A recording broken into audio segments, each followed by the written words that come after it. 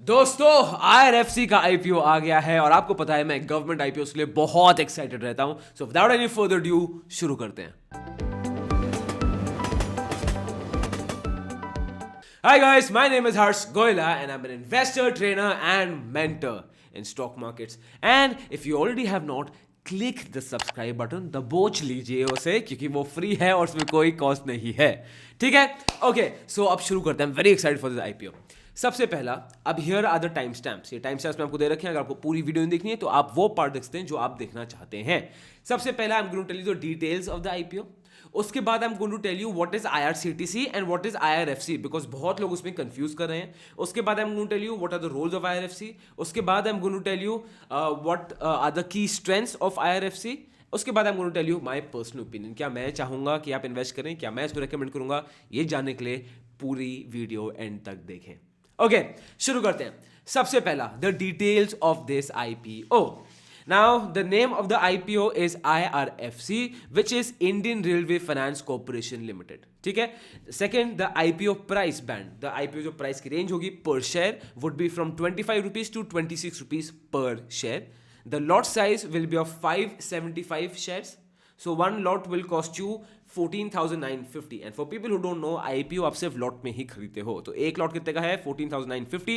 So if you want to buy more lots तो 14,950 के आपको और लॉट्स खरीदने पड़ेंगे। Minimum is 14,950. The IPO opens on 18th January 2021. The IPO closes on 20th January 2021. हो गया? अब बात करते हैं IRCTC की। IRCTC compared to IRFC. What are these two things? सबसे पहला, they are two separate bodies. इन ये दोनों एक ही बॉडी का हेल्प करते हैं, that is the Indian railways. Indian railways आता है और दोनों उससे लिंक्ड हैं बट अलग हैं। ठीक है? सो आईआरसीटीसी सबसे पहले बात करते हैं। आईआरसीटीसी क्या है? आईआरसीटीसी का फुल फॉर्म है, let me just to make sure मैं गलती ना करूं, Indian Railway Catering and Tourism Corporation. Indian Railway Catering and Tourism Corporation, IRCTC.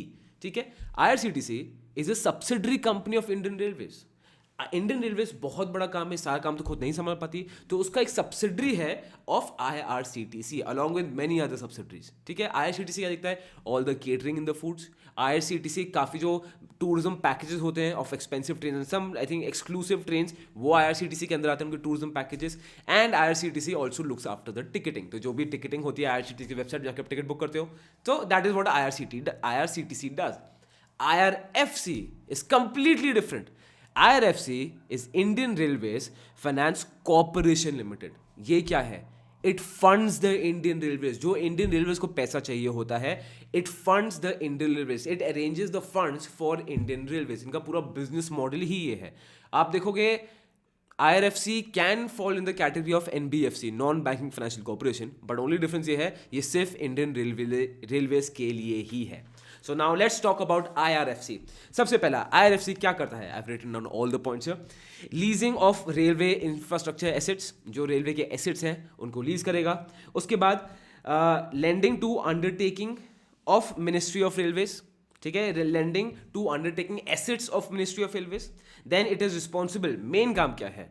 It is responsible to raise funds for the Indian Railways, for wagons, for trucks, for electricals, for locomotive engines, for coaches and for improvement. अगर आपको कुछ improve करना है, expand करना है, उन सब की funding कौन करता है? IRFC. This is the business model of IRFC. ठीक है? Okay, now let's talk about the key strengths of IRFC IPO and IRFC as a company. आप देखोगे this company is very strong. Why? सबसे पहला, IRFC plays a very strategic role in expansion of Indian Railways. So if Indian Railways grows further और grow करेगा और काफ़ी potential है grow करने का, then IRFC will be a strategic role player और वो बहुत benefit भी करेगा। अब देखोगे पिछले 5-6 साल से Indian Railways unfortunately have not expanded to the pace that I think we need or we wanted, but I'm sure वो better कर रहे हैं और जैसे ही वो better होता जाएगा IRFC will be a key player, a key gainer from this. Why? Because वही सारे funds arrange करता है। उसके बाद IRFC के very positive point, इसकी credit rating is awesome. Credit rating क्या है? AAA/A+, AAA/A+, which is amazing. ठीक है? क्रेडिट रेटिंग क्या होती है? किसी भी कंपनी को क्रेडिट रेटिंग दी जाती है कि how good is the company, and as you can see by the rating this company is very very good. उसके बाद it has a very good management team and it is a profitable company, it is a profitable venture. Being a PSU, being a public sector undertaking, it has a good management team definitely, and it is also a profitable venture unlike many other PSUs. और सबसे बड़ी चीज, this is a complete monopoly. Yes, ये पूरा monopolistic game है जिसमें सिर्फ IRFC ही है. अब ये हो गई की strengths. Now let me tell you what is my opinion.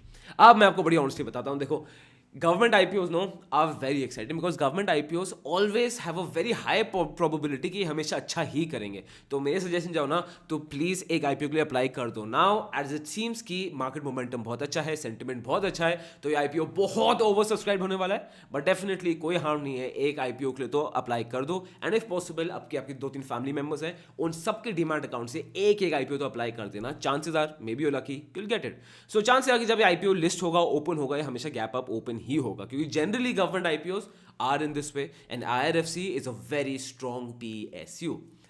अब would I recommend you to hold IRFC for the longer term? नहीं. Would I recommend you to hold IRFC for the longer term? क्या मैं long term investment बोलूंगा उसको? Would I consider this to be good investment? I would not. Why? Because I do not invest in public sector undertakings. I only invest in private sector companies.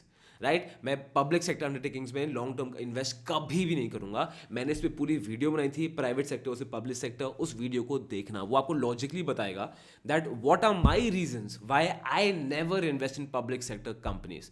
Well, would I apply for this IPO? Yes, because I am always excited for government IPOs. Right? So that was it for today.